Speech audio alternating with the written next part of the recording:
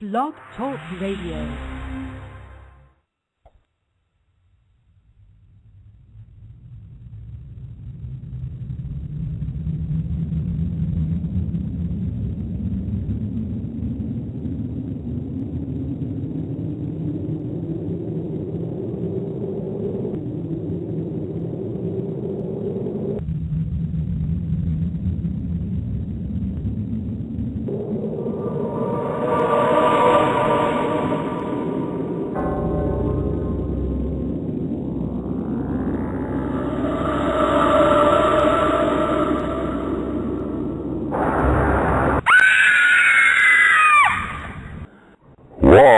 Winston-Salem, it's Sunday Night Dead.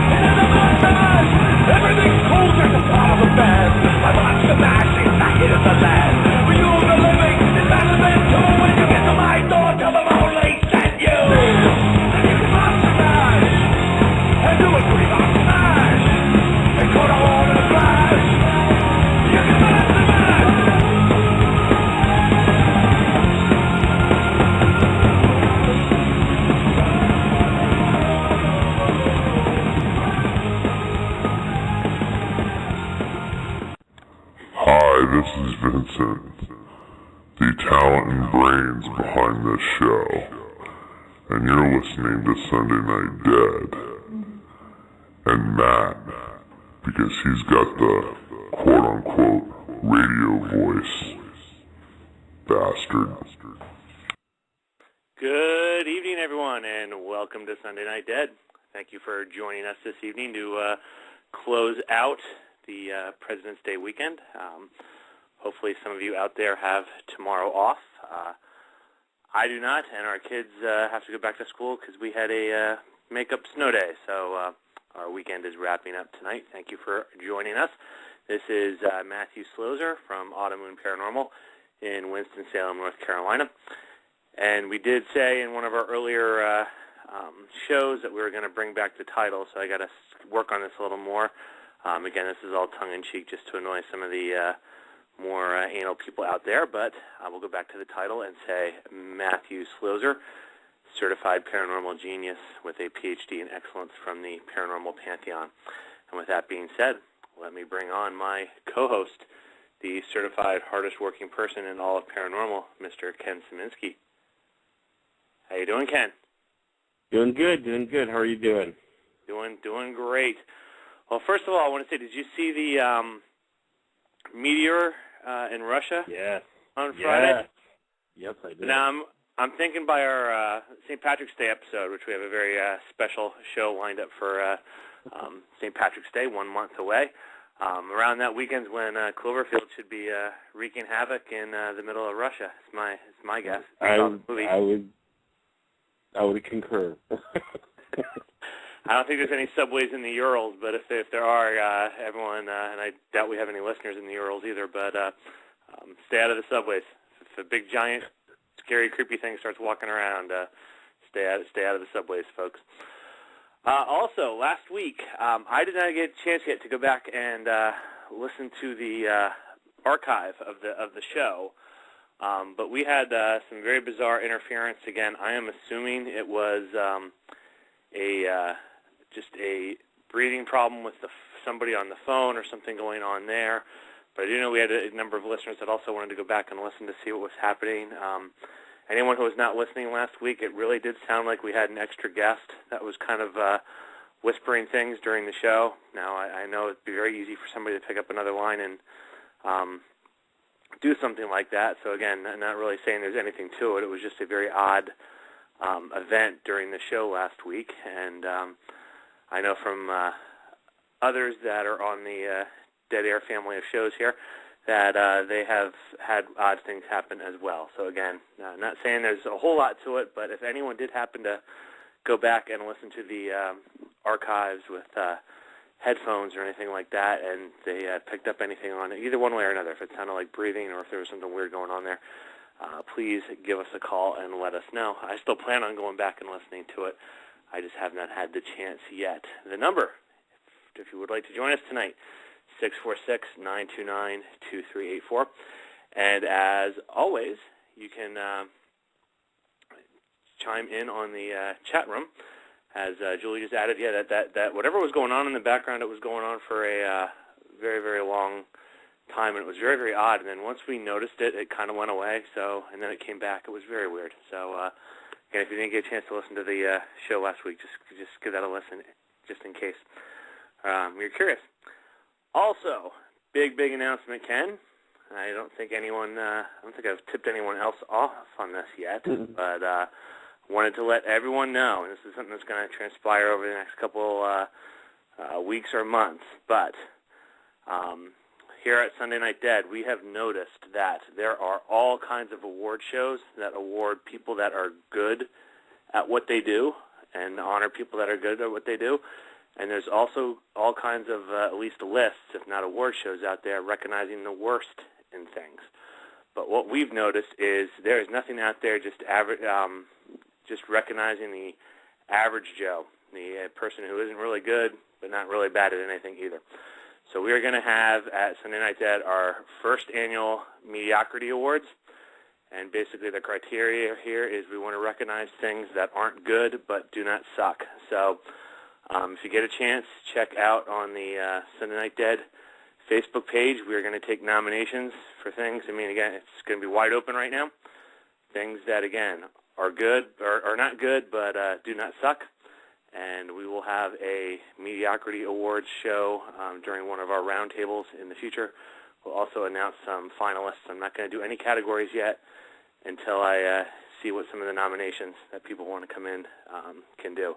Again, just some suggestions out there. There can be tons on the sports front from both athletes and teams to nominate for the Mediocrity Awards, as well as any type of product out there you enjoy or don't really enjoy but don't hate, as well as tons of celebrities. I'm sure there's different fields out here. I'm not going to bias anyone in any certain direction where people could really weigh in on this. So, again, that's something that's going to evolve over the next couple weeks and months here. We will have the first annual, again, Sunday Night Dead Mediocrity Awards, honoring things that aren't good but don't suck. So there you go, Ken. Beautiful. Love it. Yeah, I mean, I'm sure there's something out there. It's just that it hasn't crossed my radar, but I haven't been aware of anyone out there honoring people that just kind of average. Yeah, I mean, being in the auto industry, I'm sure I can come up with a few vehicles that would fit, and so on and so forth. Some ads, perhaps. Mm-hmm. Oh, ads. I mean, I immediately went to teams. I love music, so there's a number of artists or bands that come to mind that I don't hate them, but I wouldn't spend any money on them, kind of deal. And so these are the type of people we want to honor. We want to give them their chance to be in the limelight here. Not that I don't know how much they're going to care about this, but anyway, that is the deal. Well, again, anyone who would like to call and join us this evening, 646-929-2384. Going to get ready to bring on our guest here, a great friend of the show, and someone who's been on a number of our roundtables and was also a guest in November on a kind of combo show we had going on with Gary Price. And again, great guy, great team. This should be a very interesting show. I would like to bring on from Emerald Coast Paranormal Concepts, Mr. Tracy Todd.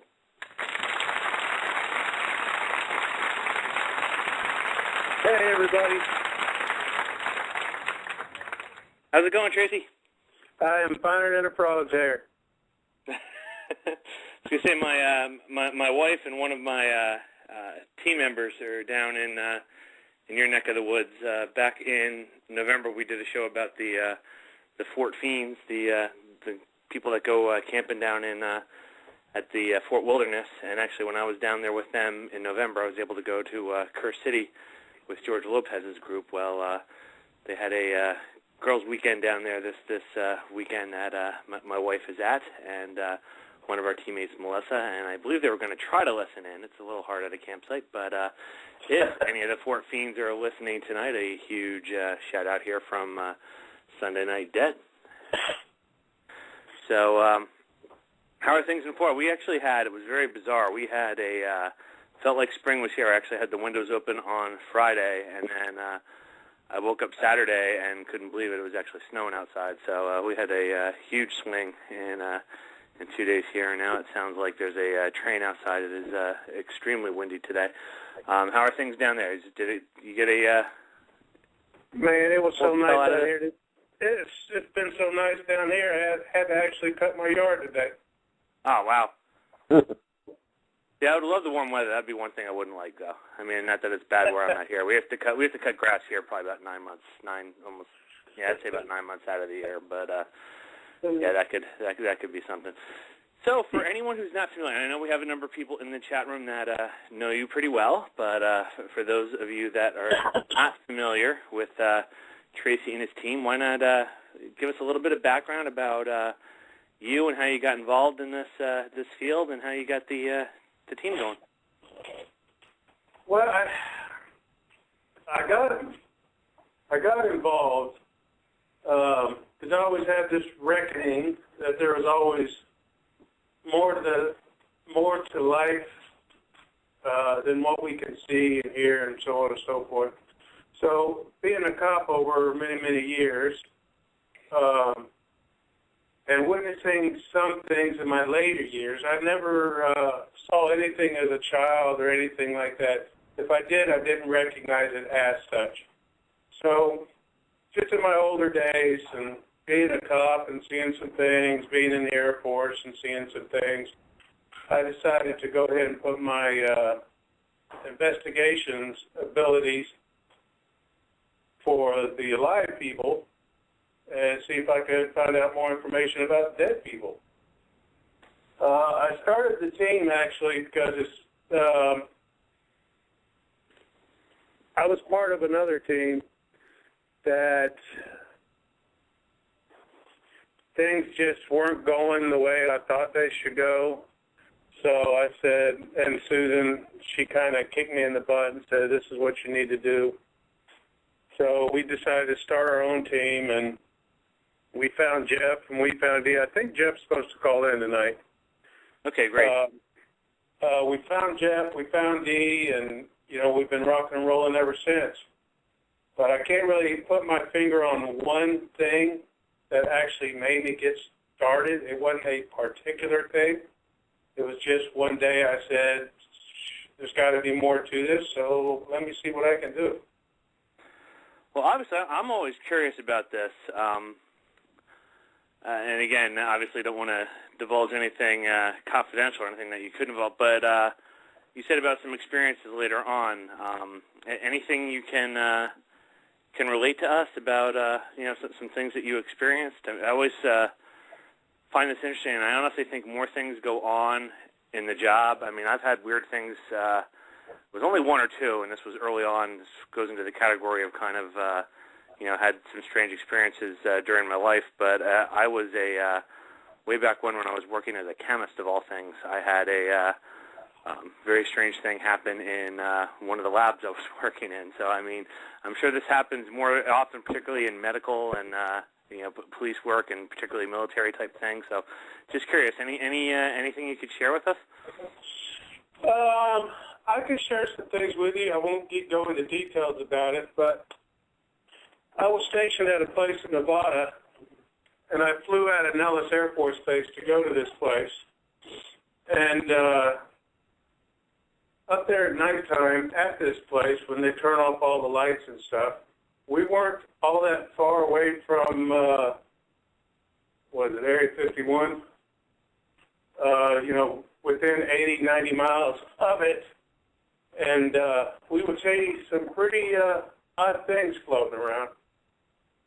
But there was one time when I was up there watching security cameras of all the hangars, and there were just two GIs in one of the hangars, and they just stopped right there in the middle of the hangar and was pointing at something on the side of the wall. So I zoom into the camera, and there was this long bolt. The bolt was about the size of a dinner plate. It was a huge bolt that held up the side beams for the hangar. And that damn thing was moving up the wall. I mean, you could literally track it. And we got it on video of it moving up the wall. Oh, wow. So, well, isn't that interesting? So about 6 months after this, my mind started going. And about 6 months after this, when I was living in my apartment there in Fayetteville, not too far away from you, I had a neighbor come knock on my door, and she was all frantic. She said, "My grandfather's in my kitchen." I'm like, "Well, is he not allowed in the kitchen? Is he supposed to stay in bed or what?" She goes, "No, he's been dead for like a year." So I went in there, and I walked into her kitchen, and sure enough, you could see a pair of pajama bottoms. Like the old guys wear, the striped cotton pajama bottoms? You can see that was plain as day standing in her kitchen. Oh, wow. But just like the legs then? No torso? Oh, wow. So I walked back in my apartment and said, I think Grandpa's there, and you need to go talk to him. And I never did go back over to her apartment again. But, it was shortly after that I really started thinking about things. And I would look into things. I wouldn't go to the investigation route of it, but I would really, really think about it and do some studying about it. But I would never get a chance to go anywhere and investigate something like that because I really didn't know how. Okay. Oh, awesome. Kind of curious too. I always mention on here that at least anyone that's listening should know this. That at least my philosophy is it's wide open, and the more people out there trying different things, I think it's good as long as you're not endangering yourself or someone else or damaging the property. But I'm just kind of curious. How would you describe your kind of your style or your team's approach, or kind of how you view working in this area in the first place? Well, I say we're pretty relaxed. We go into an investigation as if we're going to go into and like we're going to go talk to our next door neighbor. We go in as blind as we can too. Well, Susan's here. Go ahead, Susan. I'm sorry, Matt. Hi, Susan. Hi, Matt. I think that we have found that we prefer to walk into an investigation with as little information as possible. We like to know where the activity is. We don't want to know what the client thinks it is. We want as little information as possible and it seems to be working with us. It gives us an open mind, and then later during the reveal, we have found that our clients are like, yeah, I didn't tell you because you asked me not to, but that's exactly what we hear. That's exactly what we contact. So I think that is working for us as an investigative team, and we're all of like mind, but we're each different. Our tactics in investigating are a little bit different, and we encourage that in each other. Oh, that's great. It's certainly a style that I personally like. Mr. Ken Szyminski. Hello. Any questions here for our guest tonight? Absolutely. When you say you like going with little as possible, does that also preclude any history or research being done on the site itself, or do you guys just generally do a general historical research just so you know what went on prior, not necessarily about the claims, but just the history of the area? Correct. Yes, we do that. Okay, so you're just talking about in general. You don't want to know what the client's experiences were because you want to hopefully get them yourself. Well, we do want to get some information from the client, because that's obvious. We do got to have some information as to where the claims are happening and what kind of claims they are. Now, what we do request is if they feel it's somebody, like if they say, I feel it's my grandmother, we let them keep it to themselves. We don't let them give us any names whatsoever. But now we will do a history of the house. We will do a police search of the house, and stuff like that, police records of the house or anything like that. And if we know that we can come back again, if it's a place that's open to allowing us to come back, then we'll start doing research after the fact, digging deeper and deeper. But we just are more successful, I feel, when we can give validation to a client when they know darn well they didn't say anything in particular to us, and it happens time and time again for us. Gotcha. Yeah, that's very interesting. I mean, it's I love hearing like little differences like that between the teams, because it makes me kind of think, well, I mean, we do something similar. What we do is we'll go through all the claims, and inevitably they'll say, well, I think it might be my brother. I think it might be this person. And I think you're right. I think it does kind of taint you a bit to almost kind of start thinking in those terms. I guess. Well, yeah. I mean, that's the thing. What I get concerned with, if we go to a client's place or even a historical place, if the clients come up and say, well, yeah, it's Fred this, we're pretty sure it's Fred, and Fred does this, then I don't want Fred to be stuck in everybody's mind. Right.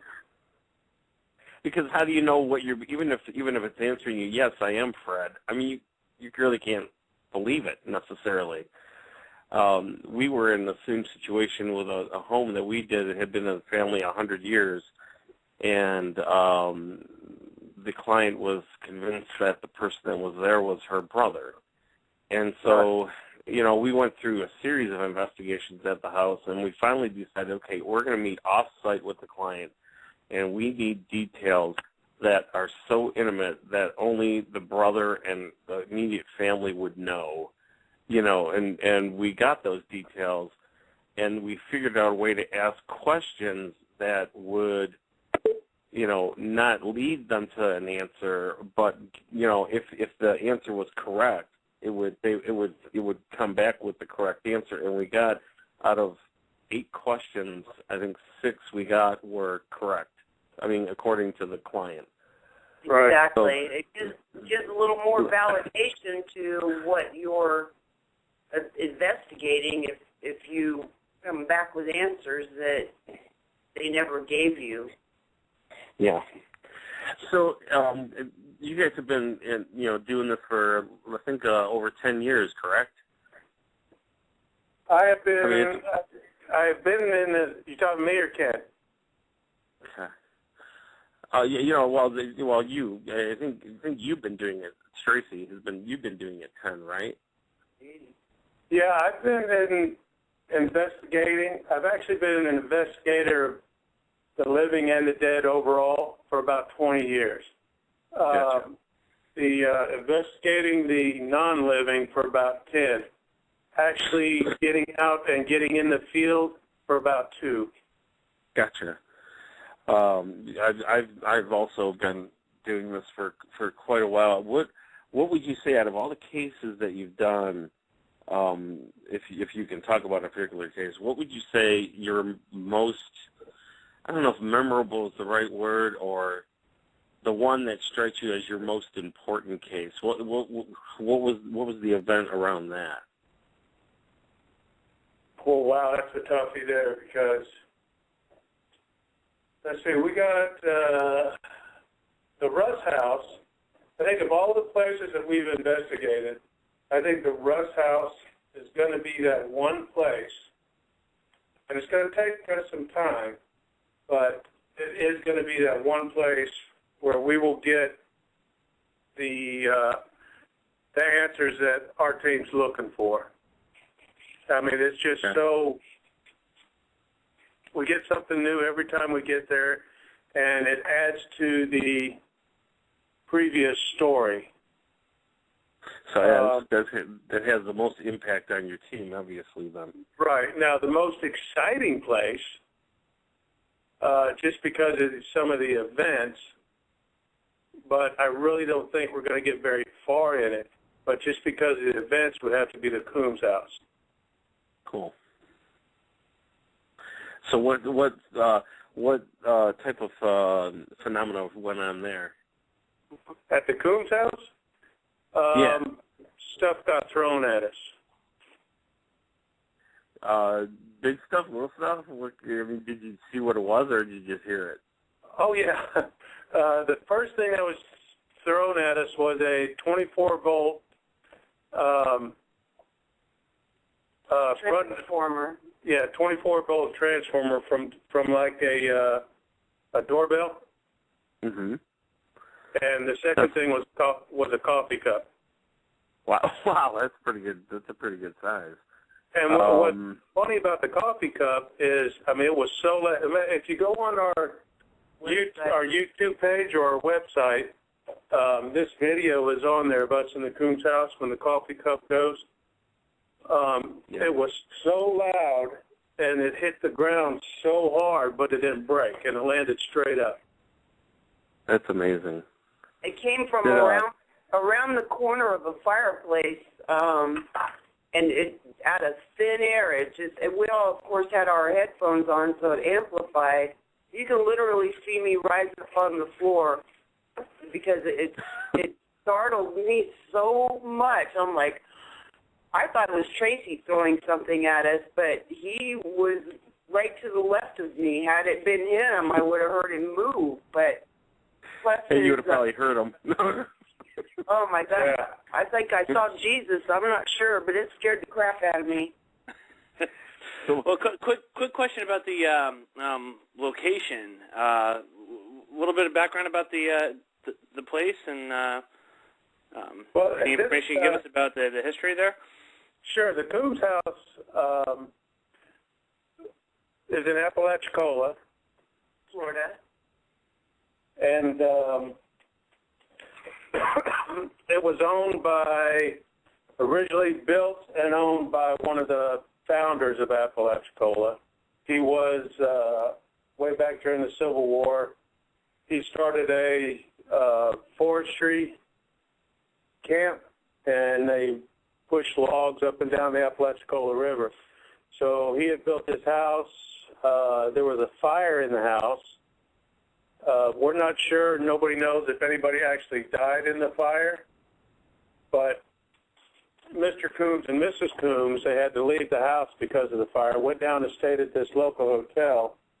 And word has it, that Mrs. Coombs was so upset that as she was leaving the house, she saw all her stuff that she treasured in front of the house just sitting there, that when she went to the hotel, a week later she died of a broken heart. And then Mr. Coombs died about 2 weeks later. Oh, wow. Now, there is actually, I think, 4 houses in the Coombs house. It's a bed and breakfast where there's only the one original Coombs house, and then the people that own it now bought 4 other houses, and now it's just the Coombs Inn bed and breakfast. And there's 4 or 5 different houses, and where we got that thing thrown at us used to be a doctor's office way back during the Civil War. Oh, wow. That's up my alley. I'm a reenactor, so that would go well with me. So did you by any chance get any? You didn't capture it, did you? I mean, on video, did you see it flying by or anything, or did you just? I don't hate when something like I saw my first a self-opening door, and I had the camera right next to it, but it was pointing the other way. Well, we did now at the Russ house. One of the claims at the Russ house in Marietta was that the upstairs door did open by itself, and we did catch that. We actually did catch the door opening up by itself. We did get it on video. But you're right. Down at the Coombs house, the camera was facing in the other direction. I have a kind of different question here, and again, I don't know if you can. Obviously don't want any confidential info or anything on this or compromise any of that. But, we always ask, or it always comes up, when you're doing investigations, are you afraid of, something going to follow you home, or do you have anything happen in your home after you investigate?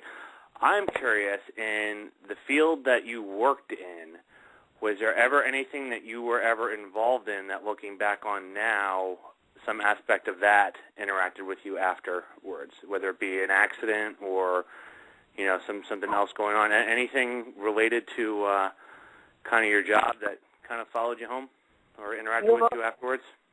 I really don't think so. And the reason why, because I often thought about that. And I don't think it did. If it did, it never showed itself when it got to the house. And one reason I don't think it did is because I didn't really pay attention to it all that much. Does that make sense? Yes. Yeah. And we always follow up the end of our investigations. We always say that they're not allowed to go home with us and that we will come back if we can and talk with them more. And, of course, we always, when we go back to our client, we always say, it's not something negative, it's positive energy. Just keep talking to the person and just make them feel welcome. So I think that we try to make sure that we don't get followed home. Yeah, but there's really no guarantee in that. But I think that if you have it set in your mind that nothing's going to follow you home, I don't think it will. Yeah. I'm also kind of curious out there, anyone listening to the archive or in the chat room, another area, I've had some friends that were EMTs that have had some odd, or not that they've had some odd, but I know they were involved in some pretty traumatic things. And Riley Black, who we've had on the show before, and does the Friday night Club Paranormal. I know she said that she had a experience once when they were basically looking for, I believe it was a drowning victim, and actually thought she saw somebody on the shore, and it ended up being right around where the body was. But she actually saw somebody kind of standing there on the shoreline before they found the body. Kind of curious out there if anyone has had odd experiences along those lines with their what they're doing job-wise. Let us know. Either send me a message or on the Sunday Night Dead Facebook page. If you're hearing this on the archive, or anyone out there in the chat room, feel free to call in or chime in on this. I do have one. I still do have one story. I remember going to a vehicle accident where the vehicle actually flipped over, and there was a mother and a small child in the car. And both of them were killed because the top of the car got crushed. And before, we didn't make any notifications or anything until the scene was cleaned up. And before we made any notifications whatsoever, the mother was at the cop shop, all in distress because she said she knew something had happened.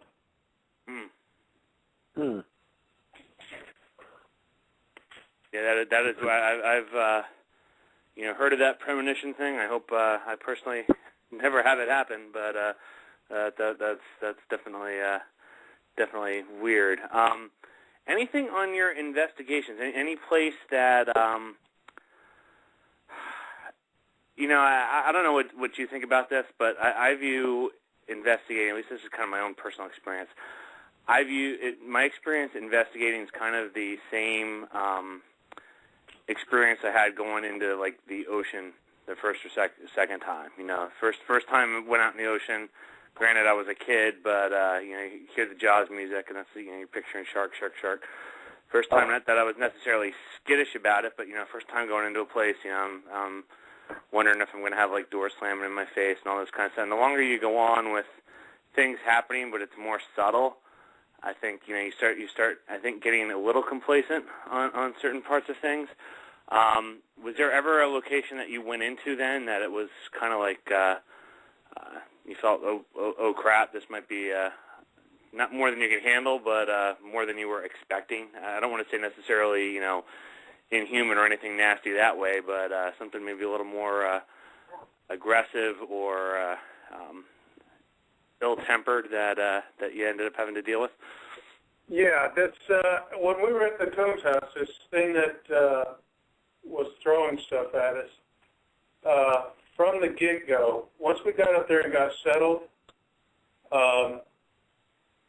there was that feeling of anger all throughout the attic. I mean, I could just feel that this guy was just angry.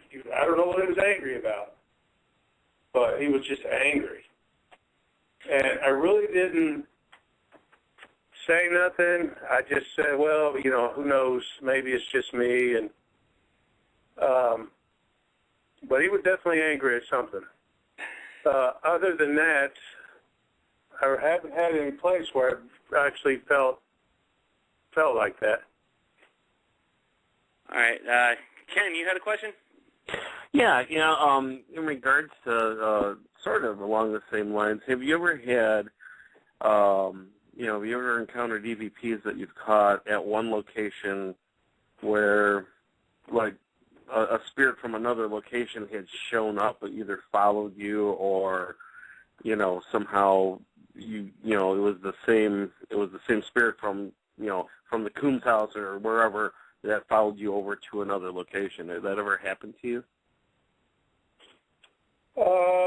No, that hasn't happened yet. Okay, we had it happen once, but I always make sure I ask that question of others.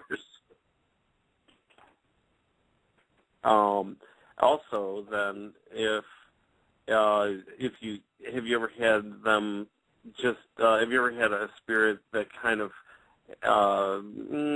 seemed to have an attachment to you, not in the sense that we all think of attachment, but like, I don't know, thought you were cute or gave you some indication that, hey, I kind of dig you?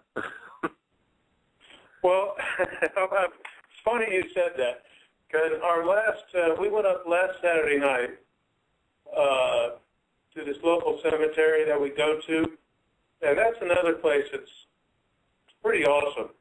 And I'd love for you guys to come down and all of us go up there and visit that cemetery. I think y'all would be really amazed.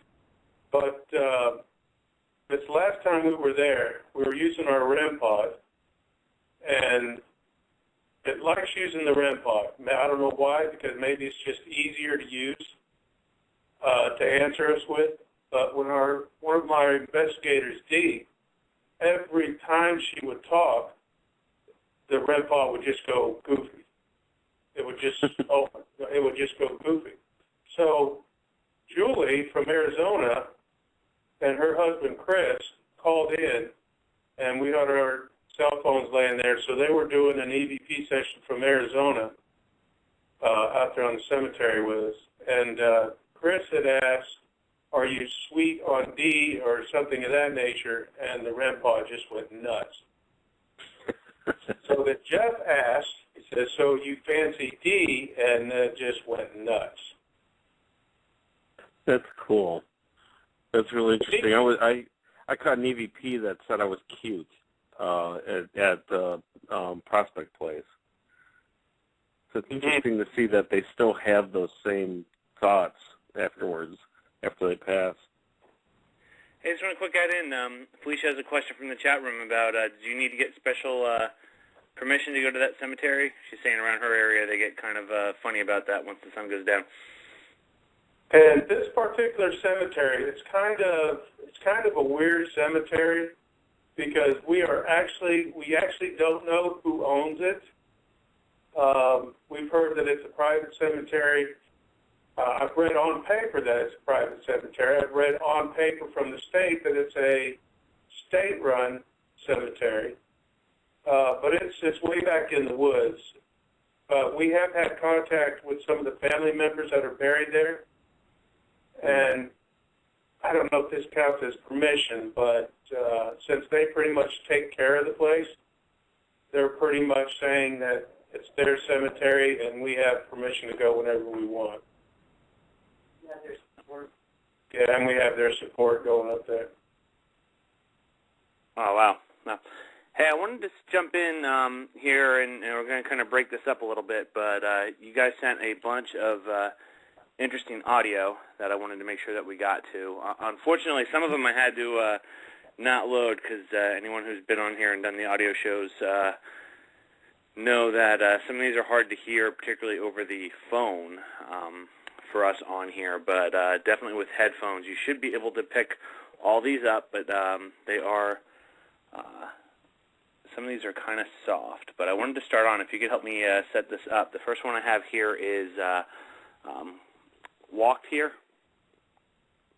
Yeah. Oh, yeah, that's from the Coombs house, the West house, I'm sorry. And we believe that we made contact with a soldier from the Civil War. At least that's what was indicated to us. And it was, I asked the question, "How did you get here?" And we got an EVP of how it got there. It was crazy because none of us ever heard it until we went back and replayed the audio. All right. Well, hang on here. I'm going to load this up, so everybody be ready. I'm going to play at regular volume, and then we'll kind of adjust up or down depending on what's going to happen. Again, it's this one does, you can hear it, but they tend to be a little soft, so it might be harder on at least people that have it on phones. So here we go. Did you come by here before or visit here before?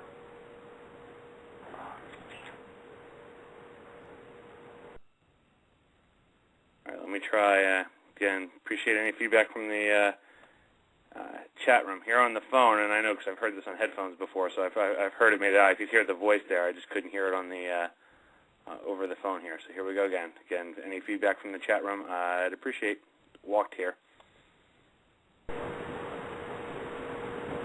Did you come by here before or visit here before?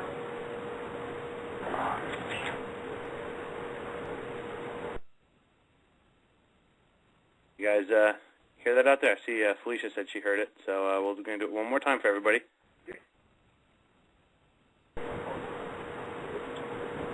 Did you come by here before or visit here before?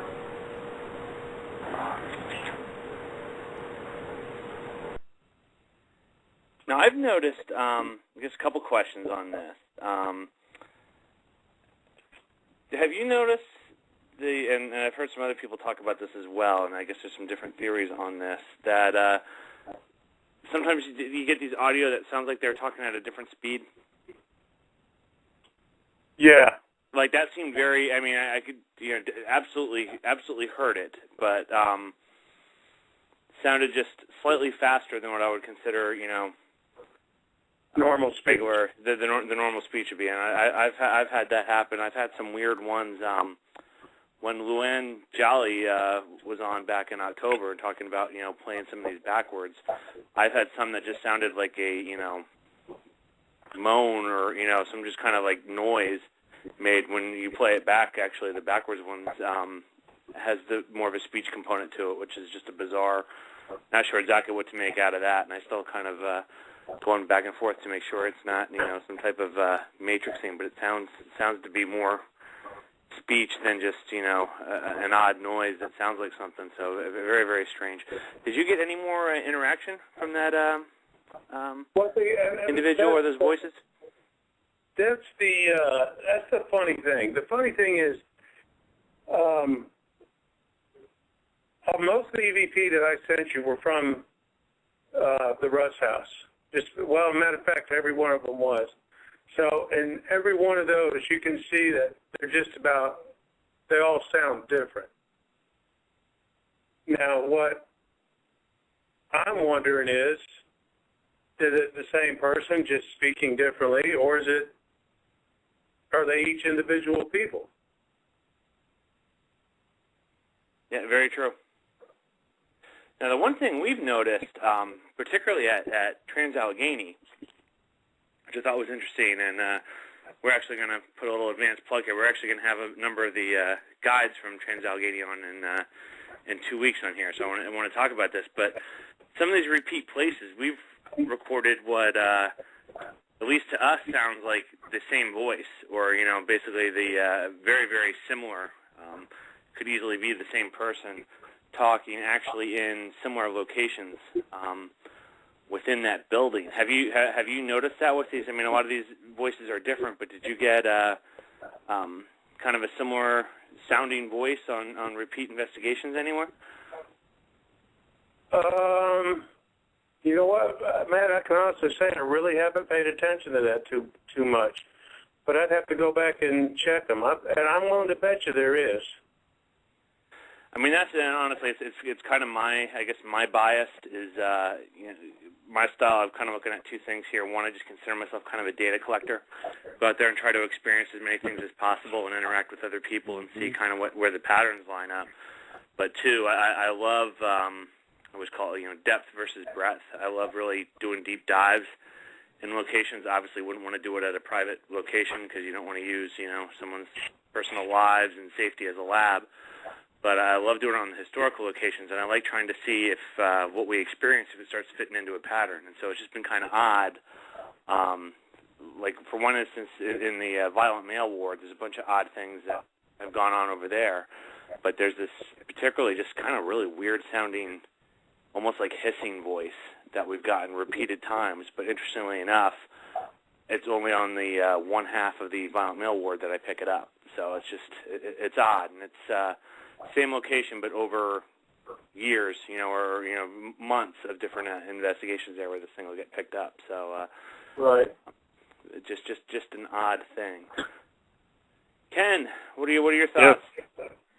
Yeah, I mean, we've had the one case I mentioned earlier with the brother of the owner of the home. It was the same voice over and over, as was all the family members that identified themselves. The gentleman who built the house first in 1926, who was he's kind of got the voice of this kind of crabby old man. Why don't you know how the electrical is wired? That type of thing. He is always consistently the same, and Mike, the brother, is always consistently the same. The daughter also is always the same voice. It's really rather, it's kind of nice because it brings a certain stability to it, like, okay, this does appear to be the same person. Well, let me ask you this, Ken. what if you go to a place, you visit it, let's just say 5 or 6 times, and each time you go, you don't get any EVP, but it responds to you through your equipment only. Like through lighting up a K2 or a REM pod or something like that? Yeah. Well, I think you could use a series of questions, although, to validate, validate who would it be. But how would you, I guess what I'm looking for is, I just want to get your thoughts, yours too, Matt, on why would they be able to manipulate our equipment but not speak? I always wonder if it's the capability, like how they can, much like what Felicia in the chat room said, I wonder if each one of them, if it has to do with how long they've been passed, or if it's just if they've figured out how to do it. Because as George Lopez, who does a lot of the Spirit Box sessions, he, if I'm not mistaken, is of the opinion that sometimes when it's their first time, they don't come through as loudly because they're not used to doing it. And I wonder if it's something similar. We've kind of run into that last night. We kind of ran into a little bit of that where we had no equipment manipulation or very little, but we had a lot of EVPs. So maybe it has to do with their personal capability. Right. Yeah, I was wondering about that. I'll just throw a couple, and these are all just, potential theories out here. One could be related to the relative strength of the entity and the energy that they have. Another one that, again, this is just something that I'm personally curious about. I don't know whether it really fits or not, but I've talked before about this idea that we all kind of resonate at different frequencies, and that the people that seem to attract activity, maybe, and I forget who it was that was mentioning that. To some it might be like a dog whistle, and to others it might be like a bag of food being shaken kind of deal. I wonder if some of the things we get, is it all the entity, or is there some kind of energy interplay there that, and is that why certain people get evidence and get activity and others do not? And so, could it be that whatever is interacting with you in that location is not as good of a fit, that, you're getting some manipulation of some instruments, but not getting stronger level things going on? Right. Or could that also be why? Both sides. I'm just throwing this out here to get people's opinions. In some of these areas where I've noticed that there's, I thought with like Tala is a good example here, although this is applied to some other historic locations. I have been in those locations where they're just kind of opening up for the season, where it's been kind of empty, and I've been there where there's been a lot of activity around the location. And there seems to be more things that go on when there's more activity. And, one way you could look at it is it could be a greater chance to matrix other sounds that are going on, although, obviously I'm not going to say that we're ever always perfect on these things, but certainly we approach things, with that in mind, and some of these kind of odd ones we try to throw out. But could it also be, again, this whole resonance type thing that the more chance that there's people there that resonate on that same frequency, and if there's more of them around, more things can get manifested? Right. Well, I can understand that, and I can totally understand that. And that sounds, sounds quite good. Well, even the level that they respond in EVPs, some are very, very faint, as we've all heard, and some are louder than the investigator's voice, at least in some of the stuff I've caught. And is that simple distance from where they are to the digital voice recorder, or is it energy manipulation, or more to what Matt is saying? Right. There's all these questions. Every time you think you have one figured out, there's 10 more. Well, I just always wondered about it with the, I think there is total validity to the person that says, that they personally think that this is all bull because they've done it, they've gone out, 30 times and never have anything happen. I just, my gut feel on this, and this is really just my own, opinion. I don't really have a whole lot to put on this other than my opinion. I don't think it's the location. I don't think it's possibly even their style or their attitude. I think there's something to this, something about them. I'm going to go ahead and throw this resonance or frequency thing out there. I don't know exactly if that's it, but I think just like people have more sensitivity to things, and some people seem to attract more activity. I've people that have experienced things since they were a kid, and others, never experienced anything. I think to some degree that's conditioning, that we tune some of that stuff out, but I think some of it else, there's this other aspect, and I think that has a lot to do with the experiences people have when they're out there. I agree. I totally agree with you. I totally agree because we have found that we are very blessed. We don't have a turnaround with our team. We have a full-time team, and then we have a part-time team that helps us with large locations. And I think the longer we're together, for lack of a better word, the better we get, the more in tune we are, and we're on the same page with each other, and each person knows the right thing, or they pick up when you stump the dummy and Tracy has nothing else to ask or can't think of anything, then someone else chimes in and says something good. I just think that the longer we're together as a team, the better we get, I guess, is for lack of a better word. What the hell is stump the dummy? Nothing, honey. I love you.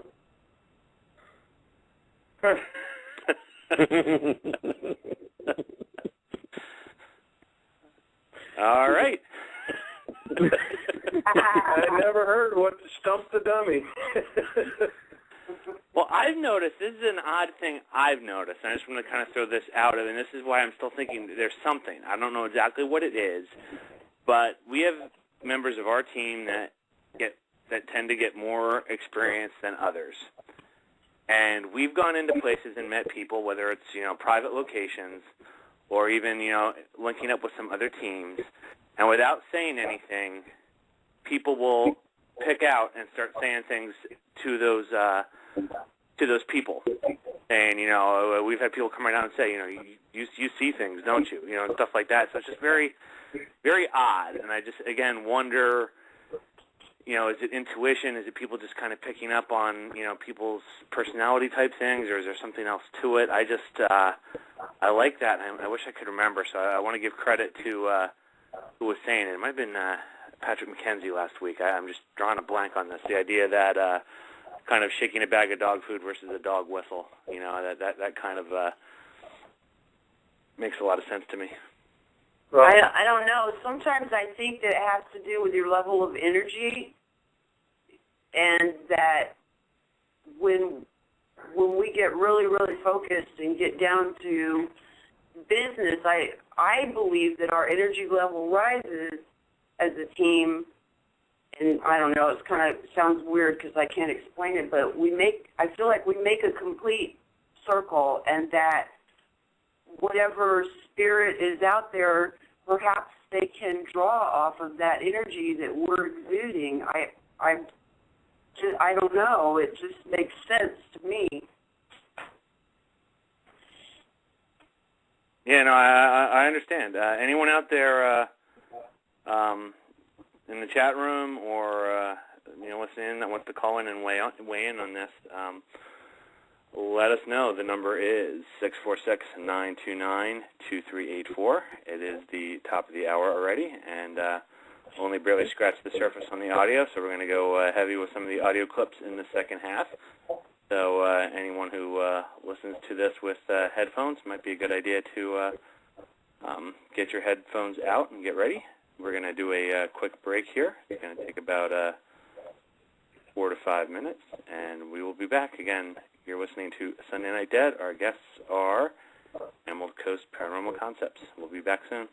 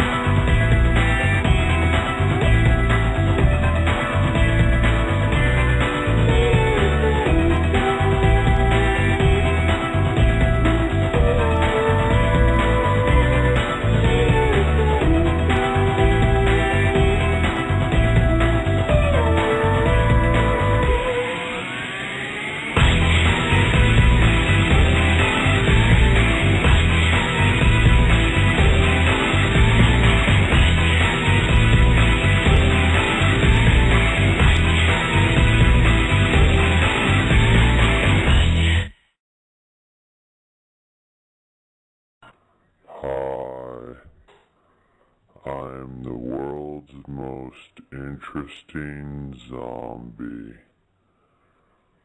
I don't always listen to internet radio. I'm usually having friends over for dinner. But when I do, I listen to Sunday Night Dead with my good friend Matt. Stay hungry, my friends. Welcome back, everybody. Going to bring on our guest, Tracy, and my co-host, Ken. Everybody back? I'm back. I wanted to quick add. I saw what Felicia was talking about in the in the chat room, and just wanted to add that the idea that entities or spirits would interact with or be attracted to certain types of people in life, and they would be attracted to those same types of people in the afterlife. That is one of the reasons why I work in the area.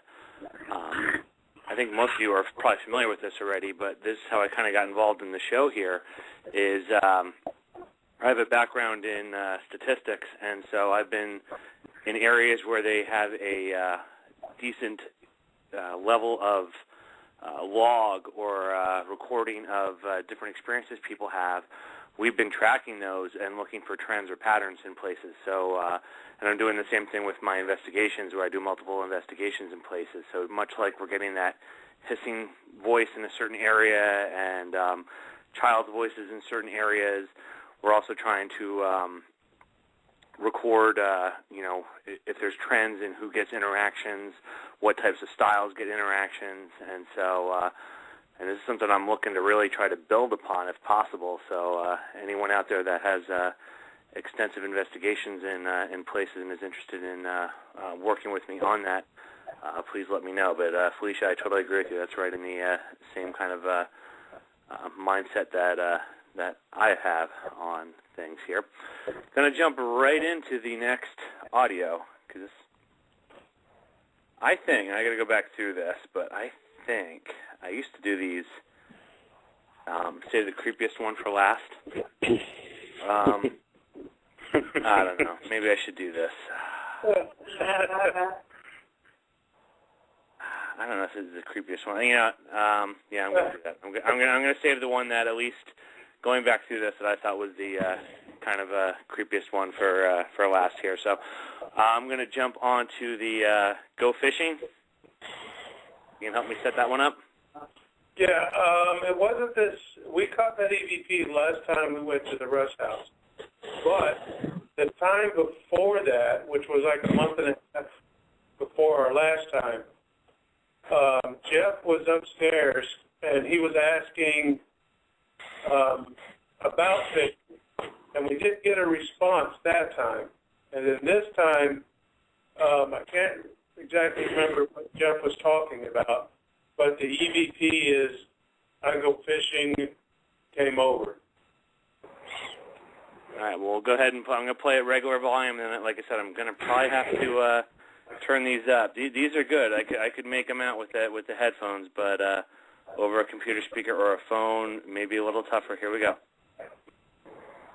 We love this place like you do. That's why you're still here. Oh, yeah. All right, let me go ahead and do it again. We love this place like you do. That's why you're still here.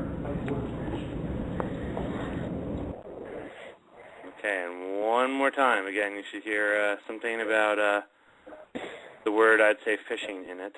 So here we go, one more time. We love this place like you do. That's why you're still here. Okay, I see Felicia heard it. Anyone else out in the chat room weigh in? Ken, could you, I know you're trying a new little setup there. Were you able to hear it? Yeah, I totally could hear it. I'm going to have to wear my headphones plugged into my phone more often. Yeah, I cannot, for people who are out there listening saying, I don't hear anything, I don't hear anything, I don't hear anything, I mean, it might sound goofy, but I cannot emphasize this enough. It is, headphones make a gigantic difference, so if you're not hearing things, by all means, put the headphones on there. It makes a huge difference in being able to listen to this stuff. Go ahead, Tracy. I know you were going to say something. Yeah, well, like I was saying, is what we found odd about that particular EVP was, like I was saying, is that response that we got that time should have been the time before. Interesting. So was it a matter of it remembering Jeff and the discussion they had before? I don't know. Wow. Can you tell us a little bit about, I know we talked about the other other house. Can you tell us a little bit about the history of the Russ house and maybe a little bit about the areas you investigate to give a little bit of background to these audios? Yeah, I'll let Susan tell you something about the Russ house. Well, the Russ house is a very, very, very old home, and the reason we got interested in it is we understood that Mr. Russ had shot himself at the house. So on a whim, we went by there and set up an appointment and spoke to the people that work there. And they were saying, oh, yeah, things get moved. We hear things. I've been pushed down the stairs, and we would love to have your group come here and do an investigation. And we developed a really very close relationship with these people because there's so much that goes on that the Battle of Mariana happens right down the street for that area. And unfortunately, we live in the Bible Belt, and it's kind of hard to get things going around here. But the town is very much they're very much pro paranormal because a lot of people there have had paranormal experiences. So we started to cultivate that experience, and we did try to get a hold of Mr. Russ. We don't think we were able to make contact with him, but once we started talking to the Chamber of Commerce, who now has an office in the old Russ house, they were saying that they experienced a lot of stuff. I'm losing my train of thought, but the house is old. There's a lot of history. It's been given down through the family, and they believe that the story about Mr. Russ shooting himself in the house may or may not be true. It could have been down the street, but yeah, one of the daughters, I think the last living heir of the Russ house, I'm not real sure if she's still alive or not. Last I heard, she was. I haven't heard that she's passed, but she wrote this blog up in the newspaper, and she posted it on the internet that as long as she can remember living at that house way back when, she has always had experiences at that house. So the house itself sits on a corner lot, and on this corner lot, they say, according to the history books, the Battle of Mariana took place. And this is one of the very last battles of the Civil War. So, I mean, who knows? Mm-hmm. Interesting. Going to go right on to the next one, and Tracy, I tried to, without giving away exactly what was said, label these things, but I'm not sure if this one's going to make sense or not. So if not, I'll go ahead and play it and have your set it up later. But this one I have labeled response. Does that ring a bell, or should I play it? I think there's a few that I sent you. I think it said some type of response. So go ahead and play it. Okay. Was that you that just made that light shine bright? Holy crap. Y'all can't hear that. I just heard something on this. Yeah, I thought that was cool, and I wanted to go ahead and add it because I can't make out what's going on there. I can just hear something, but I love that reaction. I'm going to go ahead and play this, turn the volume up. So warning to headphone folks. Volume's much higher on here. Here we go. Was that you that just made that light shine bright? Holy crap. Y'all can't hear that. I just heard something on this. So Tracy, well, all I can hear on, but again, I have this on the phone. All I can hear is that there was something. It sounded like, if anything, I would say it was a male saying maybe like 2 words, but I love the reaction to it. I wasn't sure if that was audible or if you were using something equipment-wise, so help us out with a little more info on this one. Well, what we, this is just something we have recently found out, that we can actually plug our headphones into our Sony recorders, and they actually amplify the sound as they're recording. So I think that was the very first time we were actually using it that way. And that particular EVP session they were doing, they were getting responses, but it was more noise responses. I think there's one in there to where they were asking questions for response, and it almost sounds like somebody tapping on a glass, like a tink. So I think they were just catching more noises than they were anything else. But but all the noises were coming as answers to their question. Gotcha. I'm going to just go ahead and throw again, and this is different than last week, but anyone's got any weird stuff going on in the background? I'm getting weird interference again. Yeah, I can hear it. All right, just we'll see what goes on here. This certainly wasn't as bizarre as last week, but some strange interference there. Yeah, so very, very interesting. Ken, your thoughts on these last 2? The very last one, I could, it was the same as you. I could make out like 2 words, and I want to say it was, but it was so faint. I'm guessing. Yeah, and I think the other response one, I think, was the same. It was a similar deal, but it was too soft. I didn't think it would come through. So again, just to give Tracy sent in a bunch of great ones. It's just I was trying to. I know from past experience on doing these that if you don't have headphones, some of these are harder to hear. So I tried to include the ones that were the easiest ones to hear. So that being said, the next one I have here is called Tracy. So go ahead and play this, and we'll have Tracy set it up for us. Okay. Do you want Tracy to come in?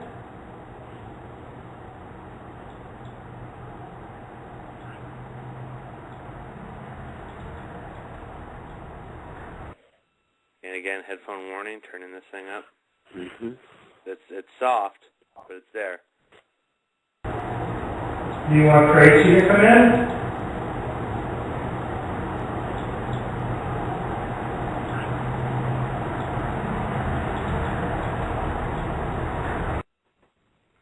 Okay, Tracy, help us out with that one. Well, the team, and I hate to say it, but the team believes that a lot of the stuff doesn't go on until I step into the picture. So earlier that evening, they weren't getting any responses, or what they felt no responses. So Jeff asked, "Do you want Tracy to come in?" Because and that was the response he got. Interesting. Now, can you make out? I couldn't make it out, but could you make out what it's saying, or just that you're picking up that voice? I do believe once I play it on my computer and the headphones I had, I do believe it's saying Tracy. Tracy, it's almost like a whisper, like. Yeah. Yeah. All right. Well, I'm hearing Ken say I'm going to play it one more time, then I'll let Ken's got the headphones set up here, so we'll just again. Volume's up on this, so. Do you want Tracy to come in?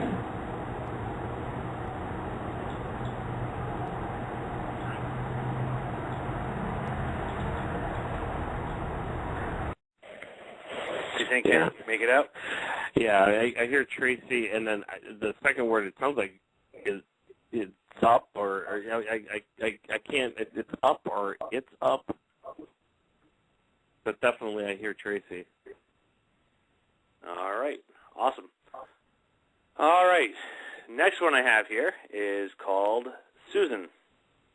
Uh-oh. Anything ahead of time on this one, or should I just go ahead and play it? Just go ahead and play it. Okay. Does she want to talk with us? Is she even in the house?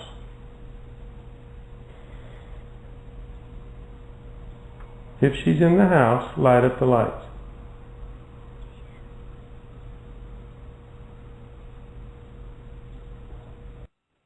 All right, just going to play it again. Again, this one ranks high on me in the creep factor just because of how it sounded, but go ahead and play it again. And any feedback from the chat room, I'm sure Ken appreciated that with the headphones. Here we go. Does she want to talk with us? Is she even in the house?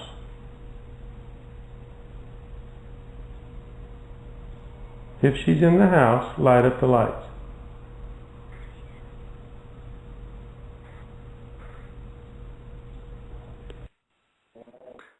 All right, I know what I hear here. Anyone want to weigh in the chat room? Go ahead, Ken. What do you hear?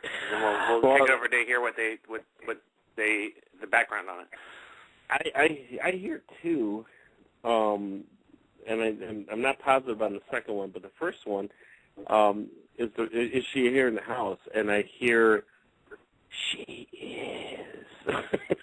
Yeah. And then a couple of seconds later, I hear Susan, but I don't know if that one's a little bit fainter than the she is. The she is, I totally hear. Right. Okay, I heard, and I forget after. I heard what sounded to me like a little girl, or it might be just a female whisper. I heard "not yet," and it was after Tracy talked or Susan talked for whoever. I'm losing track here now. The second time the group member talked. So I'm getting the EVPs here mixed up. But go ahead, just because we had this, and then I'll kick it to Tracy and Susan to explain this. I'm going to play it one more time, high volume here, to see what other people out there hear. I want to listen for the second one as well. Does she want to talk with us? Is she even in the house?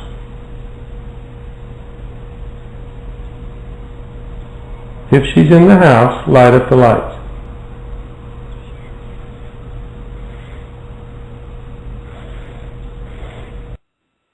Okay, so real quick, what I hear is after you said about the in the house, Tracy, I hear a whisper yes, and then when you say about turning on the lights, I hear not yet. But again, that's just me hearing it over a phone. So I mean, one of the claims of the house is there was a psychic or a medium that went to the house, and she swore up and down that when she walked up the stairs, she saw a lady and two children. So we were going on that information, see if we can make contact with this female, and if she, in fact, was there. Now, did you get anything else related to that, either the female or the two children? Yeah, there's I think a couple of the EVP, one or two of them that I sent you actually are children's voices. Okay. And I don't know. I'm thinking back on this now. I got to go back. The one I saved for last was, I think, more out of the context of it. I don't know. That last one may be the creepiest voice. That was a not that there was anything necessarily sinister about it. Just the little whisper there. I'm gonna, just for the creep factor here, we're gonna do it one more time. So I like this one. Not that I don't like any of them, but I love the creep factor one. So here we go again. Volume's up a little bit. Does she want to talk with us? Is she even in the house?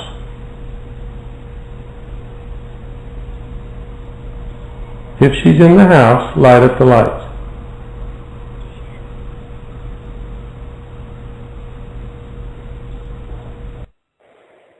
Yeah, I like that one. I hear a very long, drawn-out yes, and then it's either a second yes or first time I heard it, I thought it was not yet. But either way, that's a nice one to play. Right? I usually like to save those for right before everybody's going to bed. So that was a little nicer today.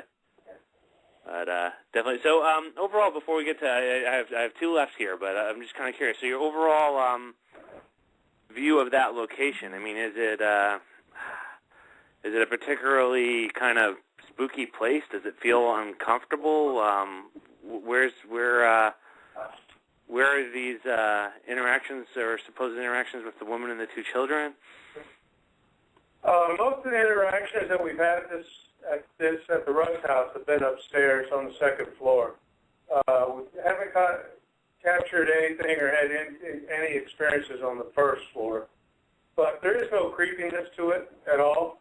It feels like you're at home when you walk in. You get this overwhelming feeling that you belong there. It's kind of odd, and when you think you're not getting a response, you are. We just don't hear them until we come home.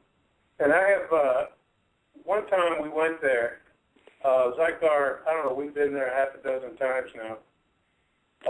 But one of the times we went there, I was upstairs, and I got this odd sensation that I had to go into this one room. The one room that I had to go into, they converted it into a meeting room. Had a bunch of tables and stuff in it. And I just had to go in this room. Why I had to go in the room, I have no idea. But I would go there and I would feel okay. I would leave, I'd go back downstairs, go outside, and I'd get this overwhelming sensation that I left something in that room. Like you lost your set of keys or something, and you get that feeling, you just got to find them, you just got to find them, you got to find them. So I'd go back up to the room, and this sensation would go away. But as soon as I left, I would get the feeling again. When we left the Russ house, for the next 3 days, I had a hard time concentrating at work. All I could do was, I had to get back. I had to go find my freaking keys. Oh, strange. So I don't know really what all that was about. It's almost like they're happy that you're there and you're going to talk to them and pay 100% attention to them. If that makes any sense at all, you feel like you belong there once you're there, and it's such a warm, comforting feeling. Interesting. Well, I'm going to go right on to, all right, this one I have labeled as sound.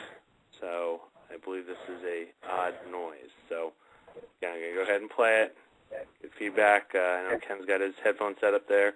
Here we go. Then we should be able to hear you if you want to say anything.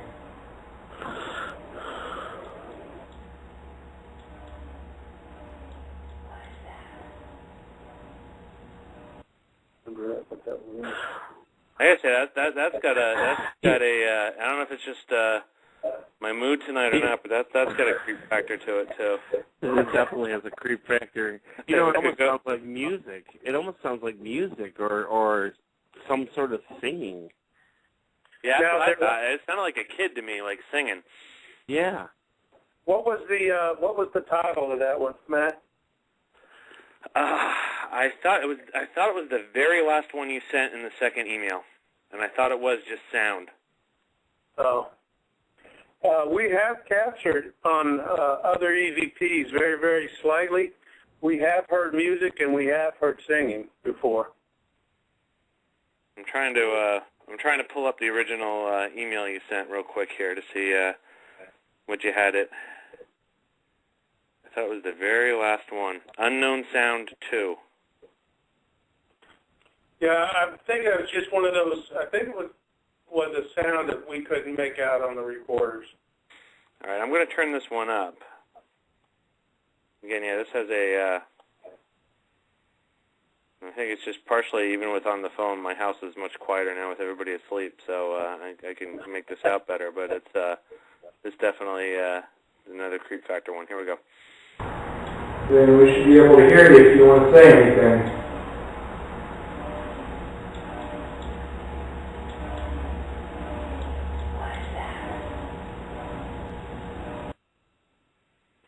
Oh, is that the one where it does the same thing like 3 times in a row, makes a funny sound?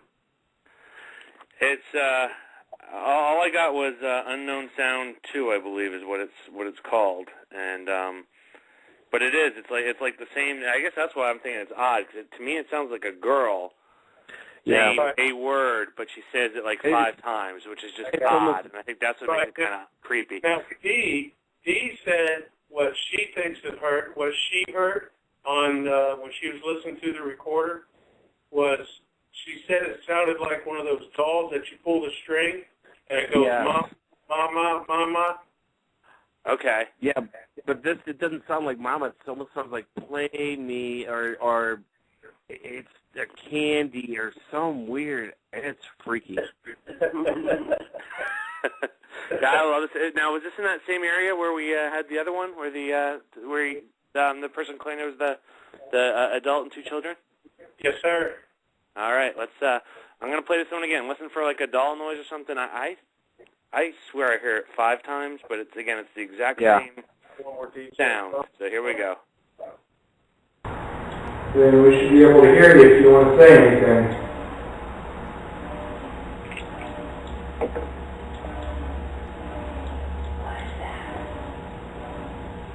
So Pete says, what is that? Yeah. It does sound to me like candy. I'm going to do it one more time here. I'd love to get opinions from the chat room. That is weird. Then we should be able to hear you if you want to say anything.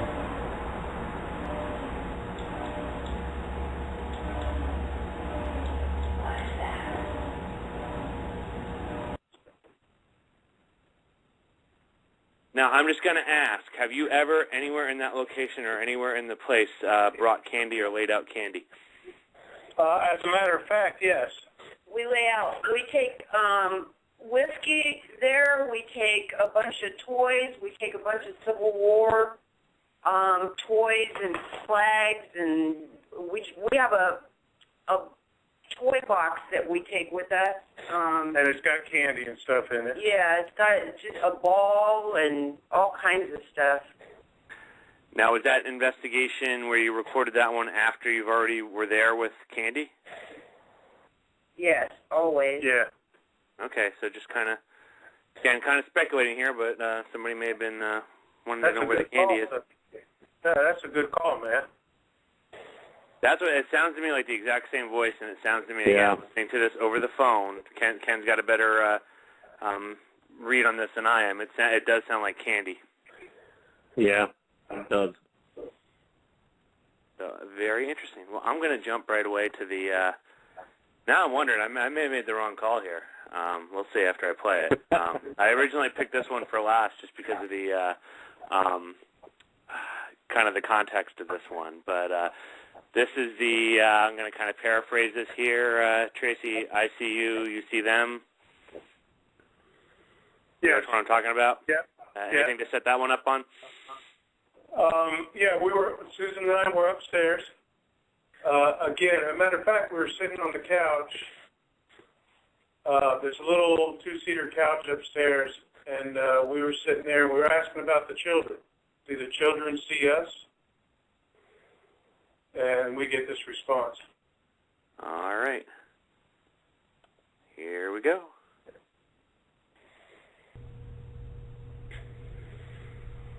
But the children are here. Can the children see us?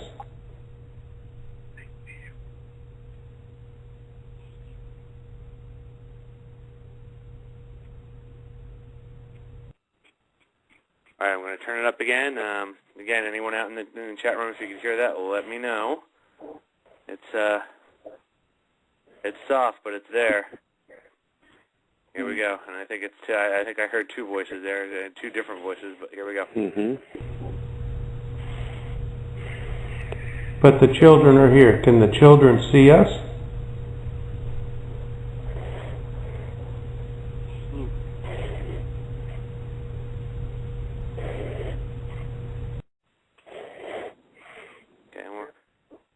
Actually, all right, somebody breathing in the phone? No. Do we ever weird interference back again? Yeah, I hear it now. Yeah. All right, I just got to let you know, this is what happened. And again, for all I know, we're being pranked by somebody, but that totally messed up that last EVP because we had, like, the heavy breathing. I know. That actually sounded like, tuberculosis ward, like, breathing, like, so. All right, we don't know what's going on here, but 2 weeks in a row, it's going to add to the creep factor here, but we're going to play that again because that was like a lost, response there because whatever that noise was totally obliterated where the speech was on that one. So here we go again. But the children are here. Can the children see us?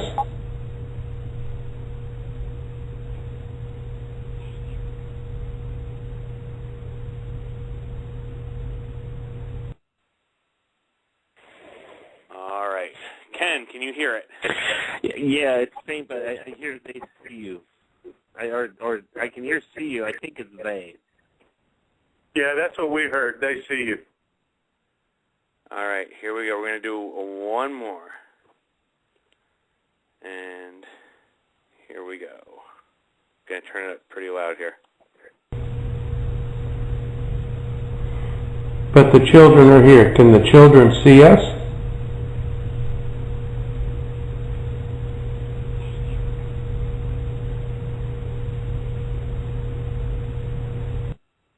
Yeah, I can hear the they now. To me, that sounds like, and I know this is reading a lot into this, but that voice sounds very similar to the one a couple back where we did the Not Yet. And the, So, again, I don't know if it's a similar location or not. Different than the Candy voice, but, again, sounds to me like a little child whispering. Right. That's what we think it is.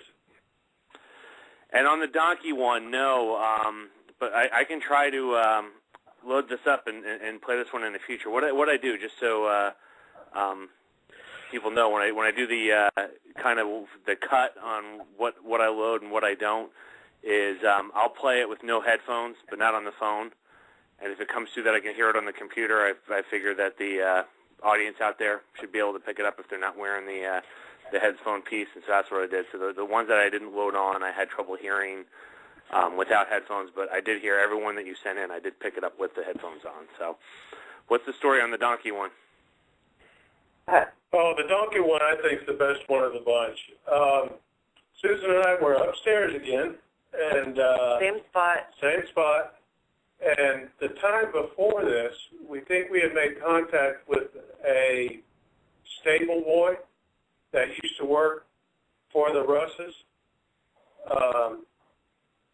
And this time when we went, we thought we'd see if we could make contact with him again, and we think we did. Susan started talking about horses and thoroughbreds and quarter horses, so on and so forth. And then I said, I bet you were able to take care of the most beautiful quarter horses and beautiful animals, and then right there, out of the blue, it goes, it's a donkey. I just couldn't believe somebody was teasing me like that. I know exactly which one you're talking about. And yes, you know what we'll do, Tracy, is one of these other ones that you're on, whether it's a roundtable or whether it's a week that you're definitely going to call in. Let me know ahead of time, and I will load that one up, and we'll give that one a try. Okay, man.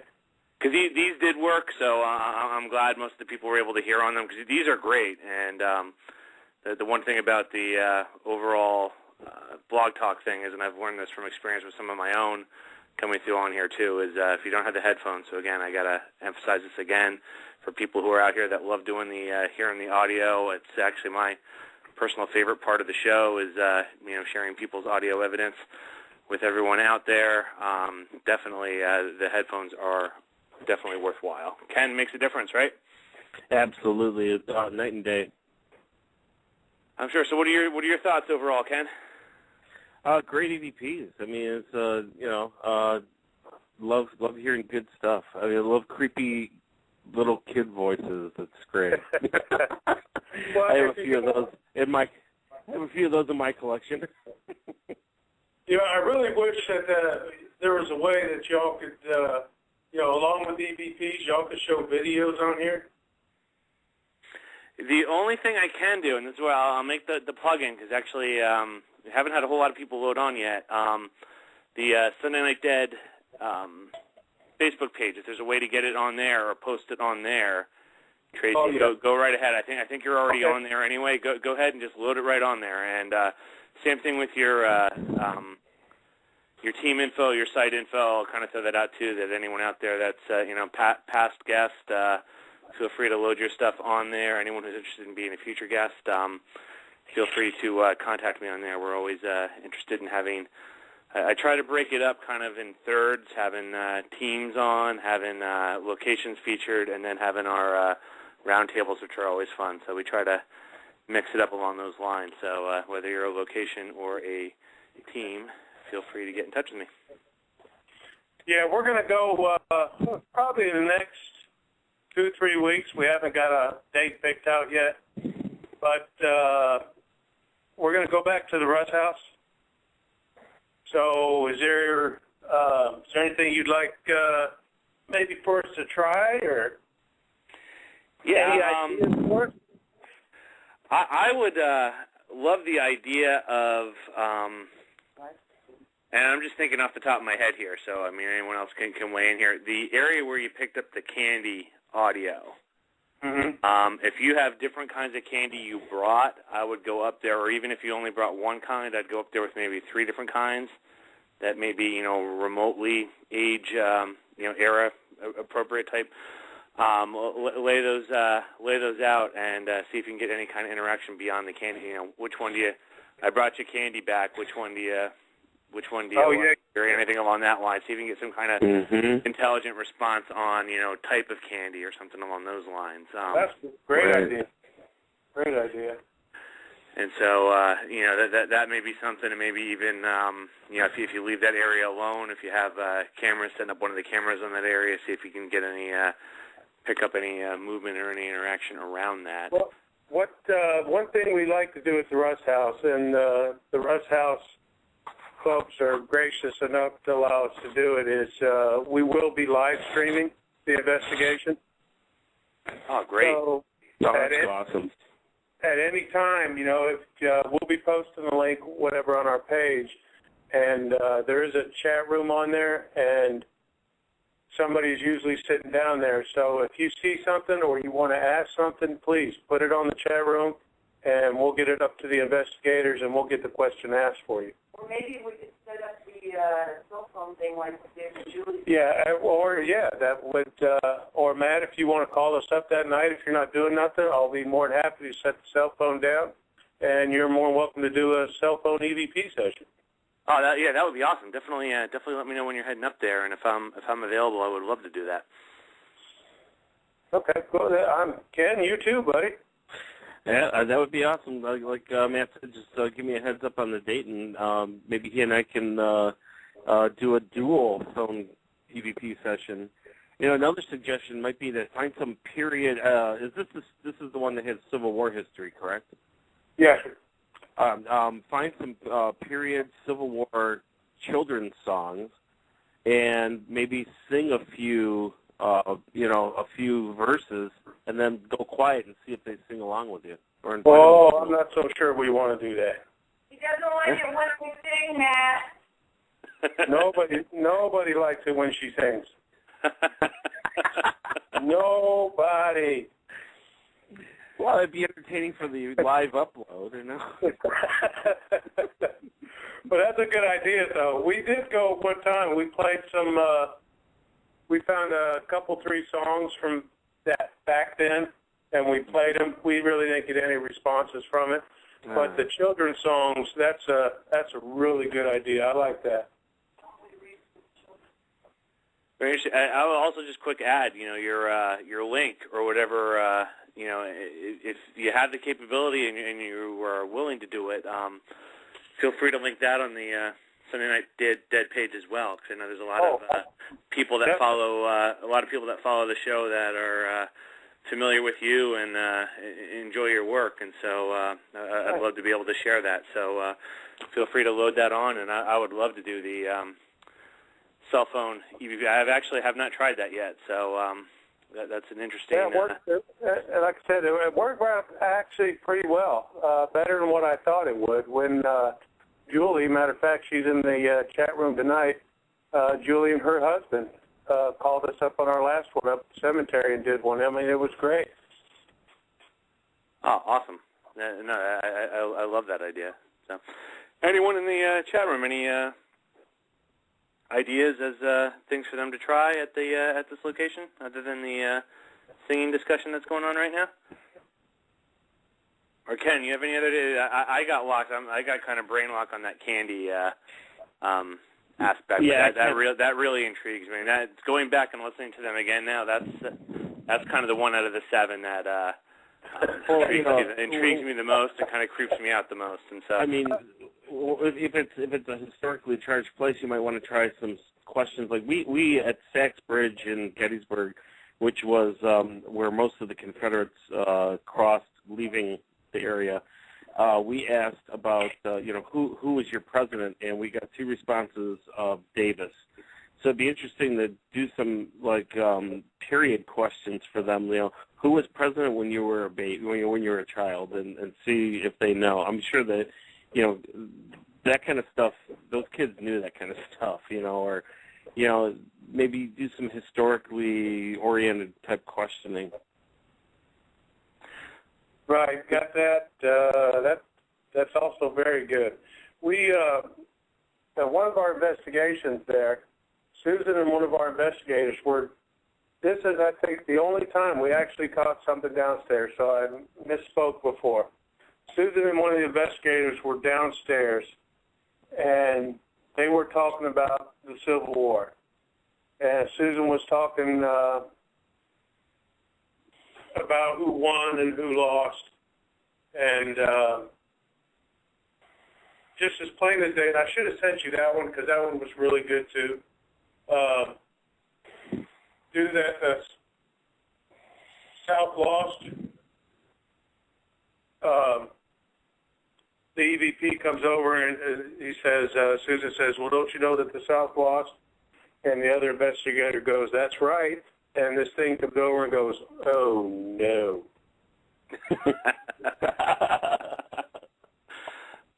Like he was in trouble. Interesting. I'll add, I don't know if it fits this location or not, but just to, we've done multiple investigations at a battlefield location, and one thing that got a whole lot of work was 2 members of our team came there kind of dressed in kind of the period clothes, and were running around acting like they were looking for their husband or their boyfriend out on the battlefield. That generated a lot. And then I went around, and as dumb as this sounds, it was a soda bottle, so certainly nothing that would be period-related, but I filled it with water and was just going around kind of yelling out, I don't know if anyone needs a drink, but I brought water for you. And at one point I had a recorder over near the bottle of water just kind of laying out on the side of this trail, and I got a voice whisper, water. So, that's great. If there's battle things there. Now, the weird thing that would happen there is we would tend to get, you'd see lots of shadow play, like we were getting followed, like people were trying to figure out who we were and why we were there and what was going on. You'd see a lot of shadow play out on the trail and then kind of ducking into the trees kind of deal. But those were 2 techniques that we did there that were we tried other things that kind of crashed and burned at that place, but those were 2 that we actually got responses from. So I ended up when we were in Gettysburg, we were working in a field that's it was the first day's battle, and it was close to town. You could see the Lutheran seminary from it, and it was where Ewell's forces would have been coming in near the railroad cut, and I had my period, my reenacting gear on, or at least part of it, and I started giving battalion-level commands, to get the troops from a column of 4s into battle lines and stuff. And we actually did get a few a few responses from it, but nothing that was discernible. There were voices, but they were very distant. We thought that was interesting. Well, I didn't even think about that. That's another great idea. Well, yeah, maybe we should take some medical supplies because at the time they were, that's where they were sending troops to recover from their injuries from battle, and then they were attacked, and they held the fort for a long time, but unfortunately they were injured people and they lost, so that's a great idea. It made me think maybe we should take some medical supplies as well. Yeah, now keep in mind that the Rutz House was actually built after the war was over, but it was built on that battlefield. Okay. Gotcha. Well, that's interesting on the medical piece. I'll just quick throw out, we did at South Pittsburgh. We're going back there again soon. I'm going to kind of pick up on this, but we did this whole kind of scenario during the course of one of the days there where we had these shootings downtown and had the hospital in lockdown, and we had a spot where in the emergency room where we had the victims coming in. And we were doing, basically, we were acting like, it was our first day on the job, and we were, kind of panicky and stuff. And so I asked, we need the best doctors down here, and I got a EVP, IM. We were asking for people to go run for blood, all kinds of things like that. And we were getting, and we tried to make it a very kind of charged panic situation while it was going on, and we got things that way. Now, obviously, it would be different. You wouldn't be out there asking for blood. But I'm wondering if you did something, and if there is a hospital-type location there or a house. I know you said that one was built afterwards, but anything along those lines, right. Anything kind of reenacting, having some injured troops coming in and whatever, they was at the time asking, can someone go get this, or something. I don't know. Maybe you could generate some responses. Right. Oh, and I see no more games added. And we were talking about that at the top of the hour about the meteor hitting Russia. Anybody want to weigh in on that one? I made my semi-joke about I expect our St. Patrick's Day visit we're gonna be doing Cloverfield updates. But and any thoughts on that? I can do my more than. Sorry? I can do my Oh, go ahead. No, I wasn't sure who talked. Is that you, Ken? Yeah. I can do my grumpy cat solution. Well, there's always next time. the big one. There's always next time. Was interesting. I mean, that was one hell of a. If you saw it, I'm also kind of surprised. I thought, again, certainly not an expert on Russia. And I don't know the size of what that city was, but I always thought that the Urals region wasn't necessarily, real populated or real. I was surprised at how many, camera angles and dash cams and stuff were catching those things. It was certainly a very interesting phenomenon. So. Well, what was interesting was there's one, it's like a 4-minute video, and it's just the one guy with his camera. And, I would assume it's the, I don't know if it was the actual explosion at the time, because you can hear the sound barrier being broken multiple times. So I don't know if it was the sound barrier being broken that caused all those windows shattering or not. But what was interesting is how fast those guys, there's like a group of 4 guys, and they must be some emergency responders, or they must be part of a team, because they all they all had gear, and they were all running towards wherever the explosion came from. And it was interesting because they were all carrying bags, and they had like a vest with them and stuff like that. So it was just interesting that they thought so quickly, on their feet like that. I guess they're trained that way, I guess, but it just impressed me. Yeah, we may have to do some, depending on what comes out of this, we might have to do a follow-up show on these meteor things and this phenomenon, but we are running out of time here, so very quickly, Tracy, anyone who's interested, and again, feel free to load this on our Sunday Night Dead page, but anyone who wants to get in touch with you, how can they learn more about your team and follow what you're doing? You can find us on the web at Emerald Coast Paranormal Concepts.com, and you can find us on Facebook with the same name. Great. And Mr. Ken Szymanski, how about you? How can they get in touch with you? You can go to our main site, which is www.portalparanormalsociety.com, and we have links there to our Facebook page and contact info. Great. Well, again, I want to thank you guys for spending time being on the show tonight. It's always great talking to you, Tracy and Susan, so thank you so much for being on. Oh, thanks for having us, Matt. Anytime. Thanks, Matt. You need to get a 3-hour show. 2 is too short. I have to. If I added an hour, it'd have to be on the front end. Certainly not the back end. But yeah, I love when we run out of time instead of trying to fill it. So yeah, really very good. So thank you so much, Ken. Thanks again. Anytime. Well, one thing before we go, real quick. Yeah. Is I want to plug, Matt, you know Gary. Yes. Gary Price. And I'd like to plug his book. For everybody that would like to know more about paranormal and perhaps, buy his book. Yeah, we've had Gary Price on. He's a great guy. I definitely would also agree. Definitely check out Gary's book. Yeah. Well, I do appreciate it, Matt. Thank you very much. Love having you on. Again, really appreciate it. Next week, guys, we have Paranormal Crossroads with Mark O'Connor. They're a team out in near Buffalo, New York. So again, covering a different part of the country, and he's been in the chat room before as well. So should be a great time. Gonna sign off here with I normally, even though this is rating mature, I always try to give warnings, and I try to at least filter some of the language on here and stuff. So I'll just go ahead and say there is a minor language warning on our closing song, but I like it, so I'm going to play it anyway. Have a great week, guys. We'll see you next week. Take care. Thanks, man.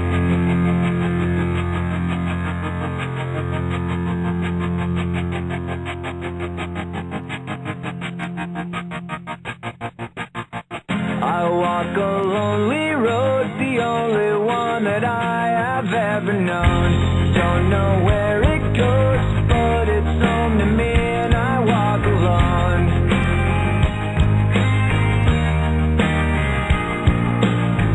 I walk this empty street on the boulevard of broken dreams, where the city sleeps, and I'm the only one, and I walk alone. I walk alone, I walk alone. I walk alone, I walk up. My shadow's only one that walks beside me. My shallow heart's the only thing that's beating. Sometimes I wish someone up there will find me. Till then I walk alone.